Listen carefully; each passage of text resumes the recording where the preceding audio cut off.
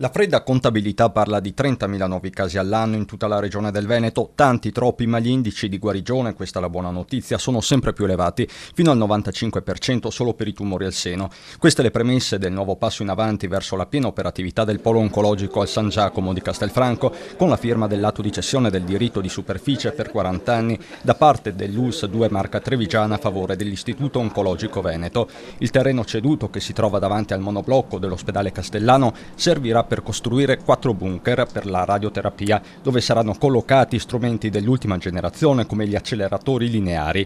Un'operazione da 7.300.000 euro su 3.000 metri quadrati. Insomma, prosegue la trasformazione dell'ospedale di Castelfranco da cadavere eccellente, come definito dallo stesso Zaia, a polo di riferimento, e sulla concorrenza con la sede storica di Padova arriva un chiarimento. Padova è la sede storica, Castelfranco è una sede nuova, dal 18 abbiamo iniziato progressivamente in collaborazione con la ULSS numero 2, questo diventerà un polo chirurgico di eccellenza a livello nazionale e con tutti i servizi anche oncologici di riferimento. E se l'avvio dei cantieri è previsto per l'estate del 2020, procedono gradualmente i trasferimenti delle unità operative in vista di un nuovo traguardo per la sanità di Castelfranco. Noi stiamo lavorando per liberare il 10° piano e quindi dare possibilità a altre unità operative di entrare, e per noi è importante perché faremo anche l'ospedale di comunità.